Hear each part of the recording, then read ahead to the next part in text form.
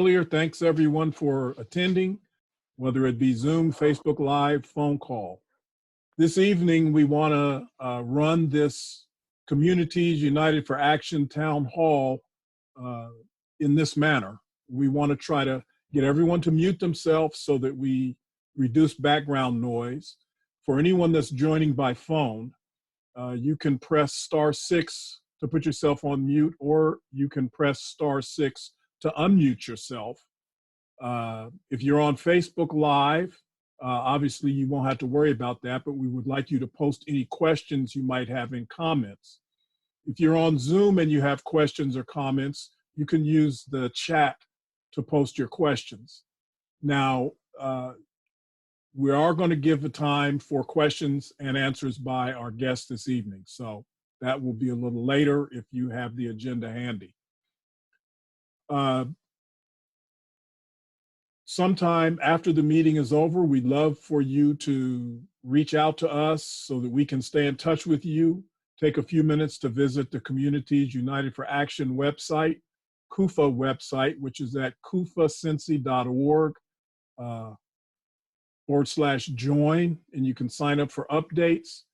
And while you're there, we'd love for you to become a member of our organization. You know, we're a grassroots organization that works on issues that are important to really everyone. So there's strength in numbers, and we would love to have you join. We're also going to be recording the meeting, and that will be available probably on our Facebook page and perhaps our website. So, what is the purpose of our town hall this evening? Well, we know that many of our CUFA members, our families, and the communities that we live in are hurting because of the COVID virus situation and the crisis that's going along with that. We also know that this crisis has exposed some of the flaws in our system that were already there and making us suffer. So we know we're going to have to work together to rebuild our community so that everyone can thrive. So with that said, I'd like to introduce, or at least mention, who our guests are going to be this evening. Tonight, we're going to have Stephanie Moes from Legal Aid, who will educate us about programs to stop evictions and foreclosures during this COVID-19 crisis. We're also going to have Cathy Bailey from the Greater Cincinnati Waterworks, who will inform us about the water bill moratorium and any other things that are relevant from their organization. And we're going to have Diana Christy from the Metropolitan Sewer District, who will let us know what MSD is doing to help people at this time. So with that said, I guess we're going to move to our first guest. Our first speaker is Stephanie Moes from Legal Aid. Thank you, Stephanie. Thanks, everyone. I think you got two legal aid attorneys here for the price of one. I see Matt Fitzsimmons joined the group. So, hey, Matt, I was just going to chat with you, but they called me out too quickly. So really want to be able to respond to any questions that folks have, but just to start by giving an overview of what's currently in place related to both evictions and any pause in evictions that are happening when we think there's going to be some real concern about that, about the moratoriums or pauses stopping foreclosures, and then talk a little bit about not water shutoff bans, but really PUCO Duke related shutoff bans and where that is. So just to start with all three of those, we'll start with the eviction first. There currently is no statewide moratorium in Ohio on evictions. And I think on residential evictions, I think there's a lot of confusion on that point because of a governor's order that did come out a little while ago, a couple weeks ago, and also kind of the media coverage related to that. There was an order that encouraged a moratorium for commercial evictions for 90 days in the state of Ohio, but that did not cover residential evictions. There is, under the Federal CARES Act, a pause or a moratorium for some evictions. And those evictions are really on properties where there are federally backed mortgages or public housing, project-based housing, low-income tax credit buildings, but it's not every rental housing. It's not every rental unit in the city, certainly, or in the county or in this area. And so even during this time, there are a number of evictions being filed in Hamilton County. We were able to get some data from the clerk of courts, and from March 16th, right when everything started happening, there's been over 500 evictions filed um, right now to date in just that month period in Hamilton County. Now, the courts, under a separate order, have not been proceeding with most cases except for emergency cases in Hamilton County. That is really court specific, and different courts are in different places with that. But in Hamilton County, non-emergency cases, including evictions, there have not been eviction hearings or eviction trials that have been happening. They're scheduled to start as early as the beginning of May. We don't yet know if there's going to be an additional order from Hamilton County courts that would change that. But right now, attorneys in our office have dates scheduled for eviction hearings for families in the early part of May, and certainly by the end part of May, folks could be potentially facing evictions.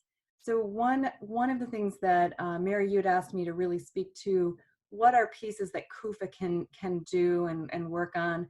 And I think that all of us have been trying to see if we could get a residential moratorium in place, if we could get something similar to what was in place for commercial leases. I don't know how much effort we should continue to put on that, because it really hasn't gone very far. I think one of the pieces that's most important now is we really need to get money in the pockets of families that need that money to be able to pay the rent. And so Legal Aid has been putting significant amount of resources in trying to find where are places, where are grant opportunities, where are dollars that we can pull down from federal programs or otherwise, and really encourage the use of that money for these very important matters for families, including rent assistance. Because even for the families fortunate enough to perhaps be returning to work here in the next few weeks, as some of the businesses start to open up, it's going to take a minute to just be able to jump back in and pay your mortgage. A really alarming statistic I saw today is that about half of renters across the country, about half, do not think they will have the full amount for May's rent. And so when you think about that, when you think about the amount of money that it's going to be required to really try to help people just get back to, back to that starting block, which in our community, there was already such a tremendous lack of affordable housing. It's not even where we need to be. It's so important that we just try to figure out ways to find money. I do want to let everyone know on this call that Legal Aid is working particularly for homeowners right now in Hamilton County. We've got, outside of the city of Cincinnati, but in Hamilton County, we do have some ability to get people into programs through Community Action Agency for rent assistance even today. They certainly should call Legal Aid. St. Vincent de Paul has money available, and we're currently trying to finalize a contract with Strategies to End Homelessness. They pulled down some state dollars from OFA that we're going to be able to shortly be able to administer for tenants through Community Action Agency and also through St. Vincent de Paul. So both Legal Aid and St. Vincent de Paul are places people can call directly. They also can call Community Action Agencies. Action Agency's number. Community Action Agency has been a little bit shut down, but I think they're starting to open up. We're hoping a little bit more. So if folks are struggling to get a hold of Community Action Agency, certainly reach out to Legal Aid. We have ways that we can get referrals over there if we need to. And then St. Vincent de Paul, I think, has been taking referrals pretty routinely.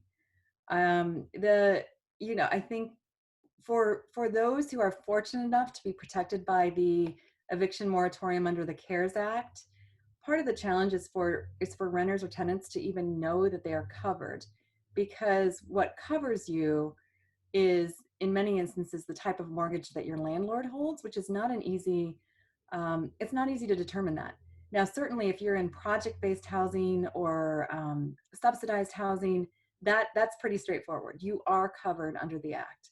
But many people live in low-income tax credit buildings and don't always know that. That is something that there's a pretty good resource that people can use to find that information. And Mary, I can send that link for you to have. I want to just, Allison, you and Clark and others tell me, does it make sense to maybe pause after each of these before I like move into foreclosures? Should we allow people to ask questions, or how do you want to run this? Well, we were going to let you go ahead and You want me to keep going? do all your points, and then if that's Okay. okay. Yeah, if that works for the group, that's fine for me. So in foreclosures, it's like evictions in the sense that there's no statewide moratorium. The protections that are coming for homeowners that are struggling during COVID-19 also are coming down from the federal government. So under the CARES Act, there's a pause on foreclosures, a 60-day pause on foreclosures for federally backed mortgages, which is about 62% of the mortgage market. And those would be anyone that has a Fannie Mae loan, a Freddie Mac loan, FHA, VA, USDA. These are, when you're in the shoes of the homeowner or the borrower, these are easier to find out if you do have that type of loan. Fannie Mae and Freddie Mac have very easy to use lookup sites on their website that folks can go, and they just need their property address, their last four social security number, and they can find that out. And FHA loan, many people know if they have an FHA loan because of certain requirements.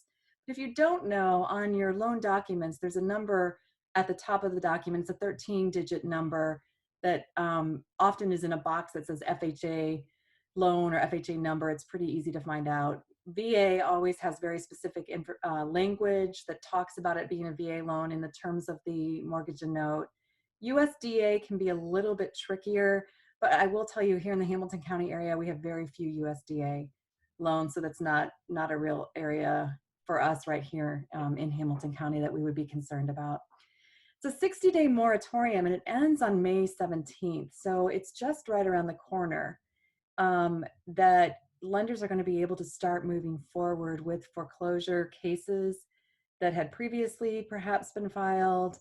Certainly we'll be able to be filing new cases. And it's important to remember that, again, about a third of the mortgage market is also not covered by this moratorium. So neither one of the eviction or foreclosure moratoriums is covering everyone in our community, unfortunately, which is why a statewide moratorium would have been so helpful. Still could be helpful. I just think we're not incredibly optimistic on either one of those pieces. The one important thing for any homeowner to do right now is to reach out to your lender if you are at all struggling with mortgage payments, or anticipate that in the next month you're going to be struggling with mortgage payments. For any of the loans that I just mentioned, we talked about the Fannie, the Freddie, FHA, VA, USDA loans, the federally backed loans.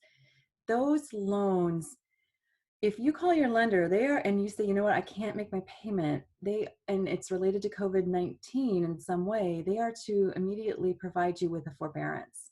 And that forbearance is very, very powerful in a few ways. The first is that if you request that before you've fallen behind, then during the forbearance period where you are not being required to make payments, or you're making much smaller payments, they cannot report you as delinquent on your mortgage payment, even though you're not paying your regular monthly mortgage payment. Additionally, when you're in forbearance, they are not to file foreclosure and move forward with the foreclosure. So those protections are incredibly important. It's really open at this point on how you request that forbearance. You could call, write, email. Our experiences that we're having with some of our homeowners is that calling can be very difficult right now. Lenders are getting many, many calls. I think the most recent numbers I saw were that they have at least 6% of the mortgage market, or some 3 million homeowners, are in forbearance currently at this time, with many more trying to get into forbearance. So it's often easier to try to use email or to send a letter to your lender directly. The forbearance under the Federal CARES Act, if you fall within one of those types of loans, it can be up to a full year. Um, it, it's a little bit confusing, I think, about just how those increments are going to be. What I've seen, and other attorneys in our office have seen, I think, are often lenders giving a 3-month initial forbearance, which would mean that if you're still struggling, still facing, either under unemployment as a result of COVID-19, you're going to need to be in touch with your lender probably 30 days before any forbearance ends. Much like the work we are doing on evictions at Legal Aid, well, we've worked pretty hard with a statewide policy advocacy group to try to see if we could get a statewide moratorium on both foreclosures and evictions. The lack of movement there has really caused us to decide that where we really want to put some priorities is trying to get money and assistance for homeowners, because again, these are problems that if this pandemic does start to resolve itself, then money itself can just solve the problems for homeowners. So we've currently put in a grant to try to get additional emergency mortgage assistance for homeowners. Both on homeowners in particular, we've got some capacity at Legal Aid. If people are struggling, just even trying to figure out what are the options available for me, what can I do, please do encourage them to call. We are still, we have some resources within the city. It's sort of the opposite here. We have more resources within the city of Cincinnati for emergency mortgage assistance. Outside of the city, we're working to try to get some additional money that we hope to have here in maybe the next 30 to 60 days for those homeowners. One of the pieces of misinformation that I think is out in the community related to, I'm not really sure it's misinformation, but maybe lenders and servicers not being entirely clear with people, is there's a lot of worry from some homeowners that I've spoken to recently that, gosh, if I ask for this forbearance, you're telling me I should call my lender, I should get this forbearance. But if I do that, I'm hearing from my lender that at the end of that 3 months or 6 months, my only option is I have to pay that full lump sum. And so, yeah, it's hard for me to come up with this mortgage payment, but I'm going to borrow from everybody on my street and all my, family and friends, because I really am not going to be able to pay just a big lump sum in 6 months. Like, if my economic situation isn't going to improve. That is not what should be being communicated by the servicers for the type of loans that I talked about under the CARES Act, that Fannie, Freddie, FHA, VA, because all of those loans have programs that require at the end of the forbearance period those homeowners to be evaluated for other options. And some of those options are very good. They're loan modification options. They're options where HUD pays for the missed payments. And then there's like a soft second that would only be due if the property transfers. So there's some really good options out there.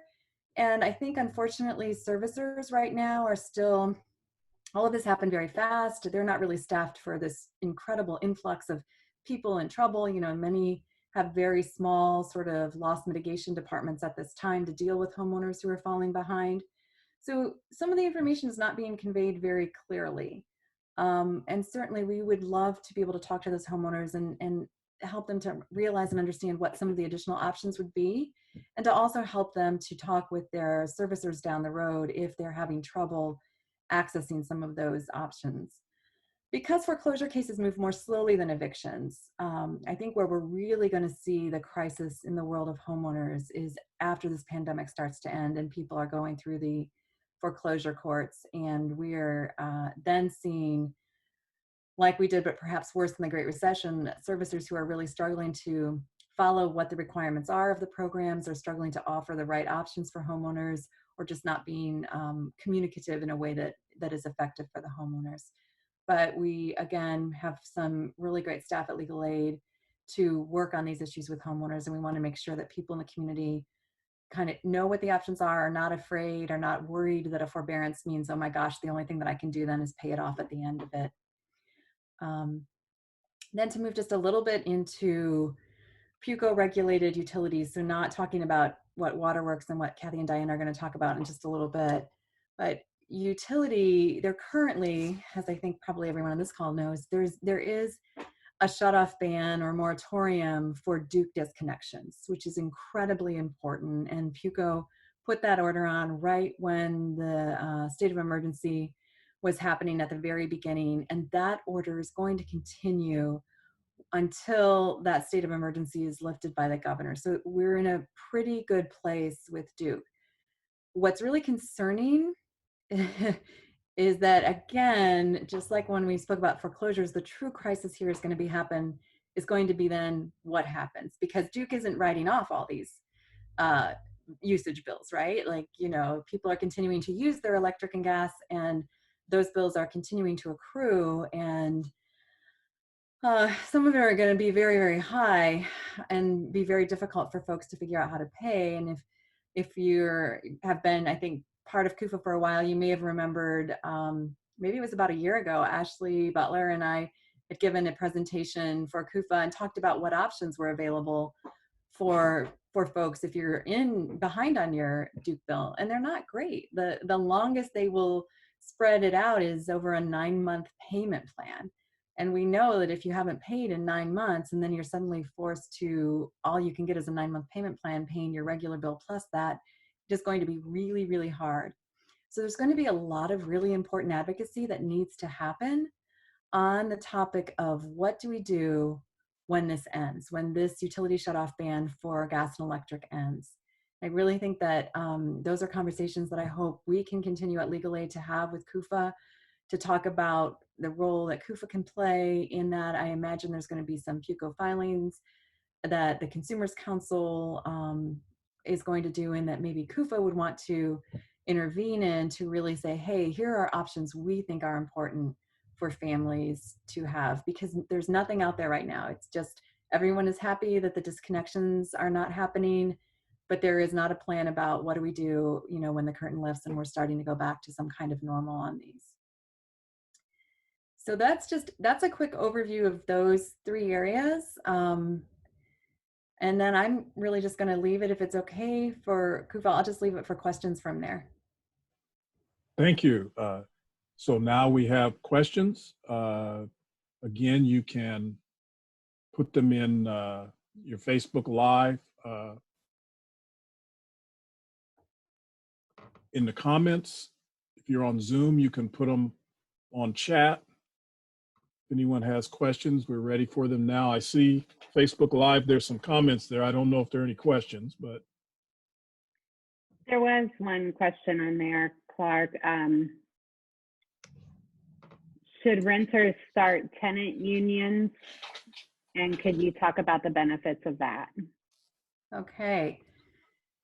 Should renters start tenant unions? I certainly think people, when you work together collectively, there's just a lot of strength in that. I am not any expert in tenant unions, so I'm not really sure I can answer more than just, the more voices generally as an advocacy strategy is good.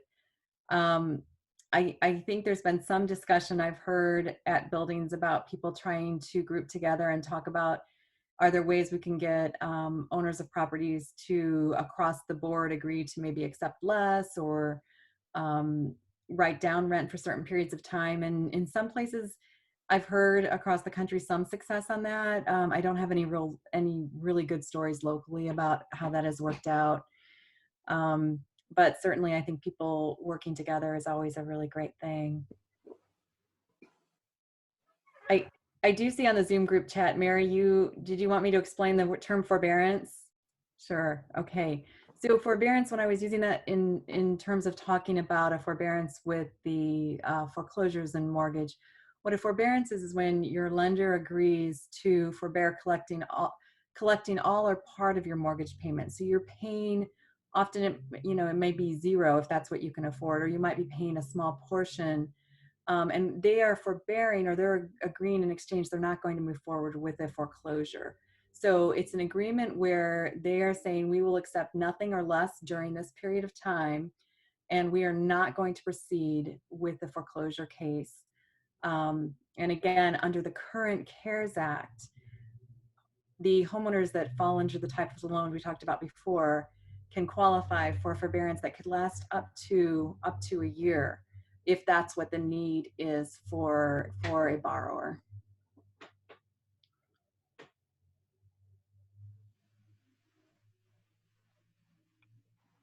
Any other questions?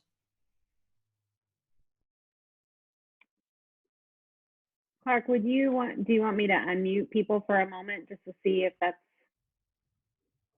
Sounds like a good idea. okay?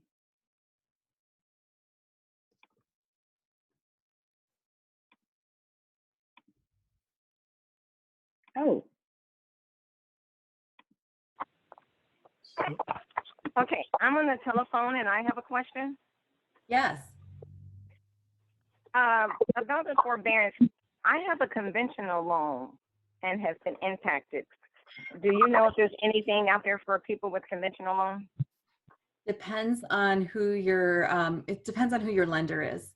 So you should absolutely call them and ask. And we do know that sort of the industry across the board, Consumer Financial Protection Bureau has been encouraging lenders and servicers to work with all homeowners affected by COVID-19. But I will also tell you that while that has been conveyed by the industry to everyone in the industry, we certainly have seen foreclosure cases moving forward on conventional loans. Again, if in terms of just an individual issue, if you reach out to legal aid, if you're really struggling with a lender or servicer, we can talk through more specifically. There's some, for example, US Bank, I think had just voluntarily for any of their loans said we'll put it in a 90-day, we're gonna just hold off on any movement on foreclosures for 90 days. So it really just depends on who the lender is. Okay, and part two to that question, and this is not only for my mortgage, but the interest rate, how it impacts your interest. Does the interest rate accumulate? Because I hadn't made the payment yet on my mortgage and my car, and I know the car, the interest rate is outrageous if you miss a payment. So I'm just wondering, how does that work when you do a forbearance? Did you say something about an interest payment? How does that work? Is there such a thing as an interest payment to where you're not going to be charged if you don't make your payment for 3 months, and then all of a sudden, when you do make a payment, they take it all for interest? Right. So the way it's supposed to work is during that time, whatever your payment had been on the forbearance for principal, interest, escrow on a mortgage, it would go toward that. They're not supposed to, during the CARES Act moratorium, they're not supposed to be charging other late related expenses. So there should be no late fees. There should be no like property drive-by inspection fees or these, what they call sort of BPOs. So the payment, it would be that at the end of that time, you have to make the same number of payments, and that those payments will then be applied toward the principal, interest, and escrow, just as if you had made them during that time. Again, our hope is for many people who use the forbearance for mortgages that they will be able to get some better options at the end. So it's not just, okay, I'm making this lump sum payment, that there could be modifications, there should be modifications offered, there could be other options available. Thank you.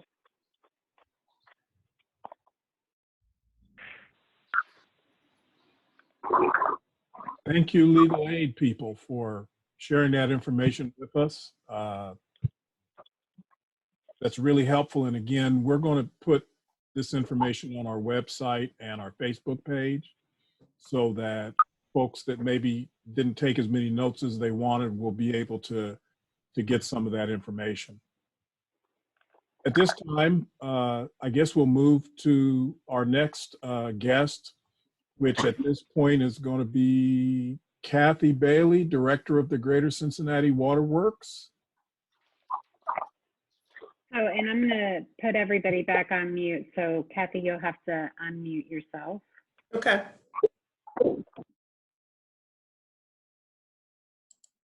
Okay. Can you hear me? All righty. Well, thank you for having me. I just want to talk a little bit about what we've been doing at the water utility as it relates to shutoffs, and then certainly people being concerned about their water bills. And so if we back up to, actually for us, we started watching, the pandemic and as it was unfolding at the end of February. And as we looked at that, we started looking at a number of our accounts particularly for me, trying to understand how many accounts that we had shut off. And so we went into March, and at that time we had about close to 50, 55 customers for various reasons that had their water shut off. Most, I would say, of that number were due to delinquency, but then there were a few others in there that had other situations, perhaps an extremely large leak and that was damaging property, those types of shutoffs. So we knew we had a couple of those. And so we started to basically just turn them back on because we knew what we were hearing on the news. You needed to wash your hands. You certainly needed the water, et cetera. And we communicated all that with the city administration. And so I think it was March 12th when through working with city administration, we said that due to the pandemic, knowing that we all needed to wash our hands, that we certainly needed to have the water supply there, that we would stop doing shutoffs due to delinquency. Now, we occasionally do shutoffs at the request of the customer, and those can be a variety of reasons. Examples of those might be, I think last week we had a couple that came through where there's still some people doing construction work, so it might have been a home that they were renovating, and so whatever was going on, they might have had the water on, then they wanted it shut off and then back on. So those types of situations still happen. But for the most part, with delinquency, we are not doing shutoffs at all. We believe we will probably be in that state for a little while. We don't know at this point how long it will last, but we know that since March 12th, and so likely into May, at least 2 months or longer, we will probably be in that shutoff. No shutoff status. It was later in the month that the governor then came through with an order and said that shutoffs dating back to January 1st needed to be looked at and to avoid any shutoffs. That order came from the governor because, believe it or not, we were hearing from some other areas in the state that there were some utilities that were still doing shutoffs in the middle of the pandemic. And so most, when I say most, medium and large water utilities, we were communicating and talking with each other, but there were some that were not. And so we believe just not hearing that communication from a lot of us, they were still kind of functioning on their own and not knowing what the majority of us were doing. And so they had not stopped their shutoffs. And so that order from Governor DeWine helped put all that in motion for all water utilities to stop doing shutoffs so that the water was definitely available to everyone to wash their hands. We followed in, I believe it was early April, when we then said, we know customers, are going to have some challenges with their bills. We don't know how long that's going to last, but what else can we do? And so we looked at that point to say, if you are late with paying your bill, then we will waive those late fees. And so we know some bills went out and they had the late fees actually on them. That was at the cross point, if you will, of us making that decision. And so for those customers that have called us, we've certainly backed that late charge back off of their bill. But the ones that we submitted and released and printed after that decision, we've made sure that those late fees have not been on the bill, or if they were, we could explain it and then again, reverse that charge. So we've definitely been doing that. And so what's next, right? How long are we planning to be into this, and what are we going to do? What's next for us, given that we don't know how long we're going to be in this, we know that we're going to have to offer some pretty extensive, lengthy payment plans. We've had a few customers, not a lot, that have called us to date that have asked for extensions. Normally, depending on the situation and how much the bill is, it might be a couple months that we will extend payments. Sometimes 3 months, sometimes 6, depending on the situation. And then other situations that are not the common one, but depending on how large the bill is, it might be something longer than that. But we feel that moving forward, not knowing how long we're going to be in this, how long it's going to impact residents, that we're likely going to see some extensive payment plans. There's been a few probably that we've done to date that have been longer than 6 months, but we have not seen a lot of customers call us yet, nor have we seen a big difference in people paying their bills. They are still paying their bills. We know that consumption is up, and consumption is up on the residential side because people are washing their hands. We know that consumption is down in the business categories because those businesses have shuttered. But what's interesting is, as much as we know that the consumption is up on the residential side, certainly the revenue won't match what the businesses were doing because it was different categories and rates on how the businesses paid versus residential. So we'll monitor that to see the impact to our revenue. But right now, we have not seen a big change in the number of customers that are paying their bills or not paying their bills. They're still paying their bills. It could be sometimes where they're paying on it. They might not be able to pay the entire amount, but that was common practice for some of our customers prior to COVID-19. So we'll look at all that, but we certainly will work with our city administration and make some decisions on what we can do, what we certainly can legally do, or if there needs to be any type of votes with council to make some different decisions as it aligns with the state laws as well as the municipal code for the water utility. We'll work with them to understand what we can do to assist our customers with paying their bills moving forward. And most know that, you know, we're the billing agent for the stormwater utility as well as the sewer department. And so we'll look to see, again, what bills are being paid, but we track that now, and we track our revenue, but right now we have not seen a lot of differences on pre-COVID and now in the middle of COVID-19.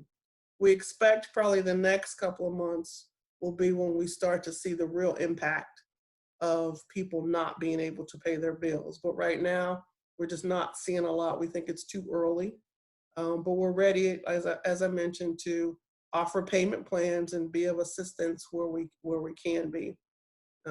We also have additional locations where customers can pay their bill, and those locations are closer to likely where they live. It's a number of Dollar Generals and Kroger locations, et cetera, and we have that information available on our website.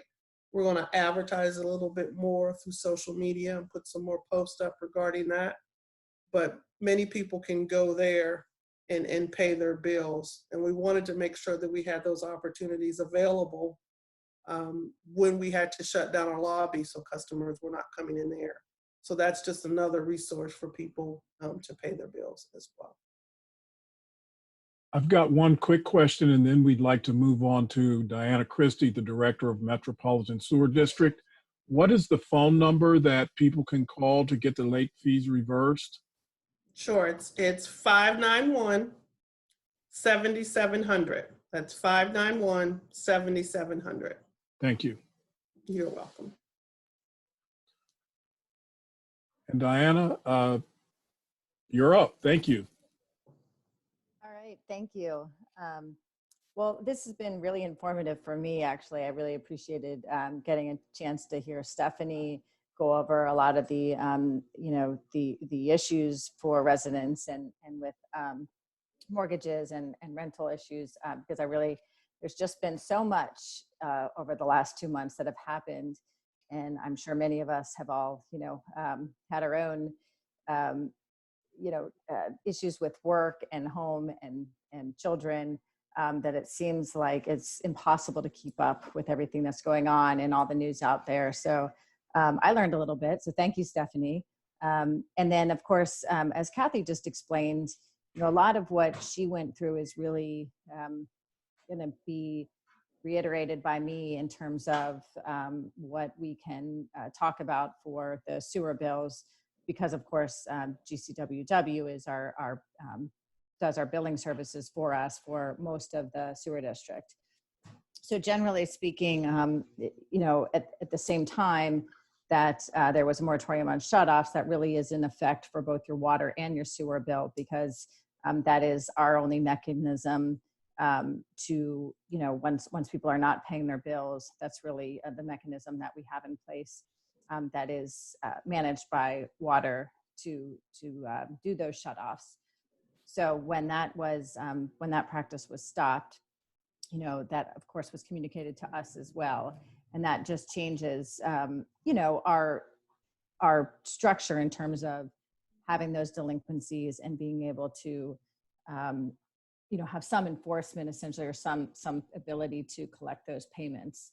That being said, I do think that this was the best decision. And I think, this is, both water was really ahead of it before the state in terms of making sure that people did not have shutoffs during this time.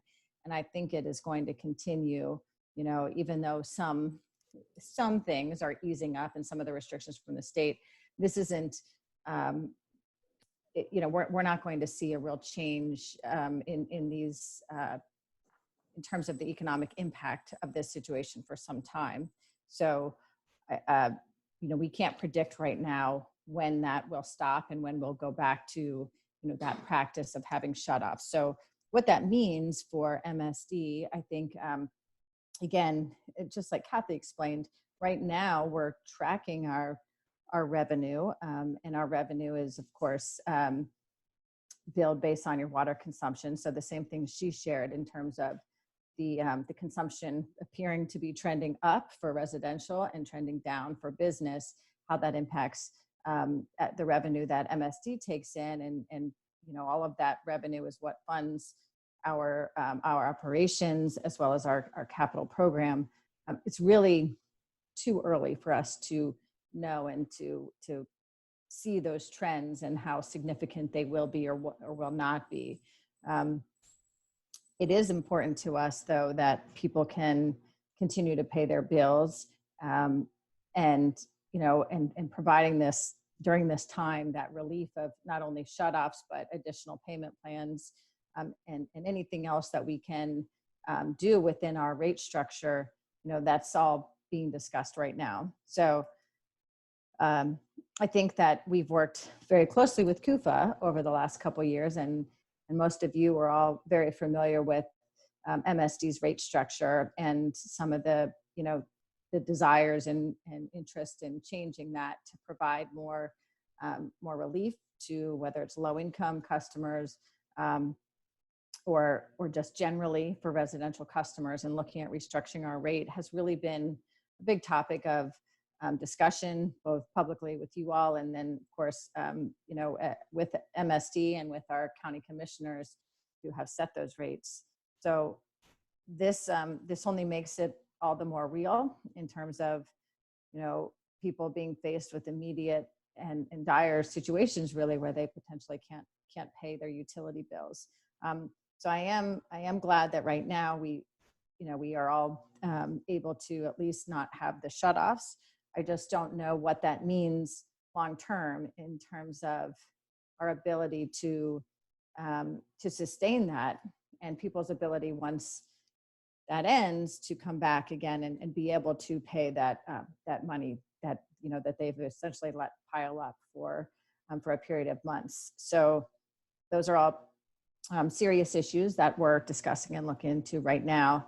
As you know, we have right now in existence a customer assistance program with a cap, and that is actively, we're actively taking applications. We are trying to make sure, and once again, we've kind of got a little bit of a blitz and an effort to get the word out on that, make sure that anyone that hasn't been informed of that program that might be eligible does apply and get that discount. It's a 25% discount.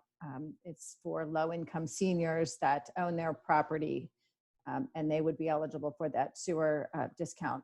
The applications are available online and by calling, and I will have to pull up the number because I don't have it right in front of me. But I really want to remind folks that are eligible that haven't applied to apply for our customer assistance program at this time. And again, I think, you know, just kind of thinking forward more what MSD can do.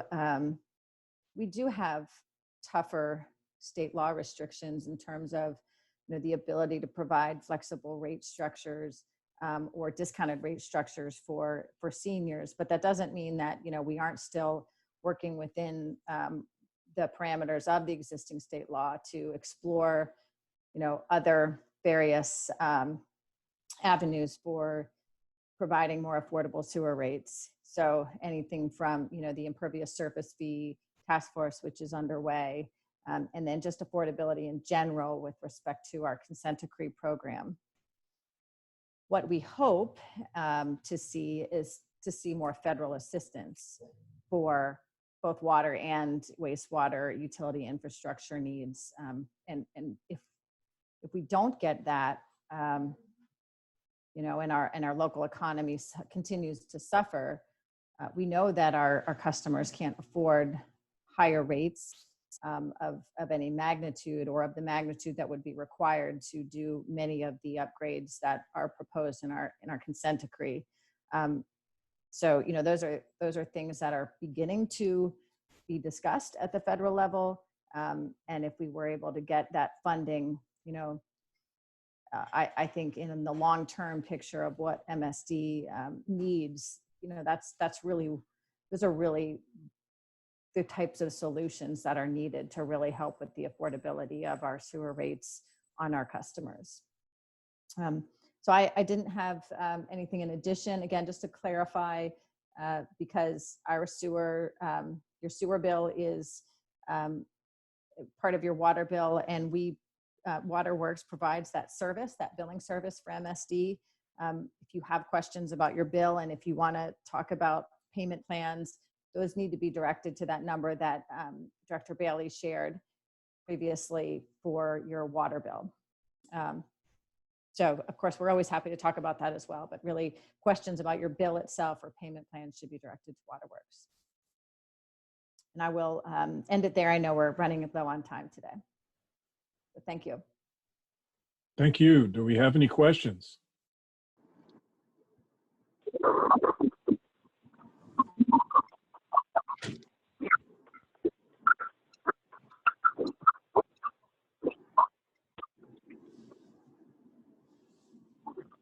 If somebody has a question, I know I can't hear it, if anyone else can.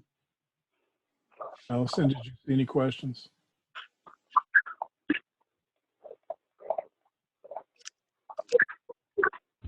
I did just unmute people, so. Allison, thank you for sharing that information on our customer assistance program for me. Sure, yeah. Yes.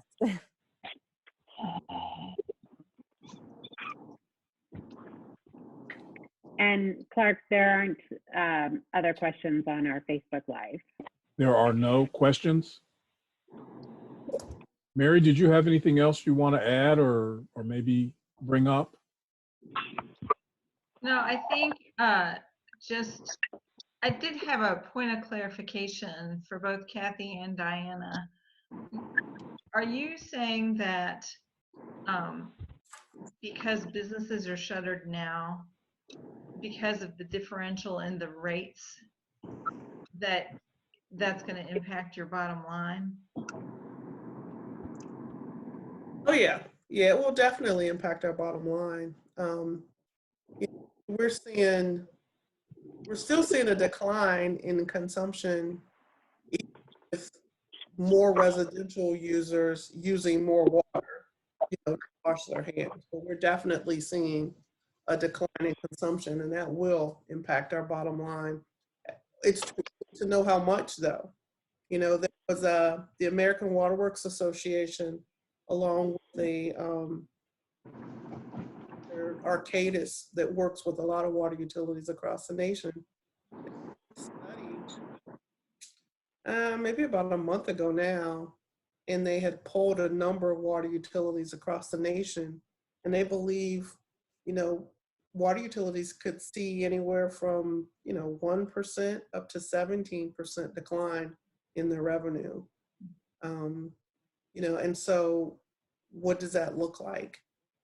We're hoping, of course, we're not anywhere near that 17%, but we do know with the number of businesses that shuttered in our area that it will have an impact on our bottom line. And so we're trying to wait to see and have enough data to look at that to see what it means for us. You know, in the meantime, we've looked at some things, you know, that are in our operating budget and tried to figure out, you know, what is critical, you know, what are some things that we might not need to do now, you know, so we can offset some of that decline in revenue, because we know, you know, in a time like this, we don't want to go near a rate increase, right?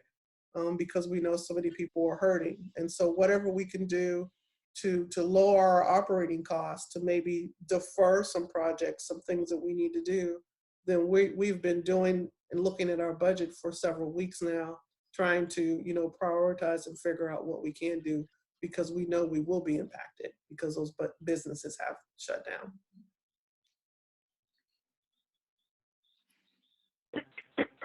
Yeah, and I would just echo that. You know, our sewer rates are built on your water consumption. So again, yes, right now, at least for the 8 weeks that we've been monitoring and watching very closely, which is, you know, the first week of March really to date, we do see a decline. Again, it's just too early to tell what that means and what that will mean, and how long we will sustain that impact.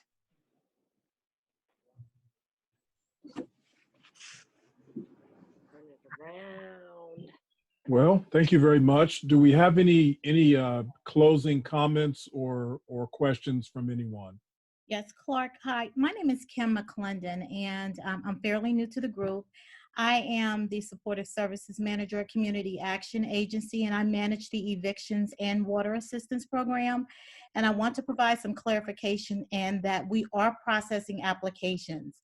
Clients can call us at 569-1840, option 4, to schedule someone to return a call, and we are returning calls within 48 hours, and we are processing applications for evictions and water assistance. Thank you so much for that information. Very helpful. Excuse me a minute. Could you repeat that phone number again for people with an action?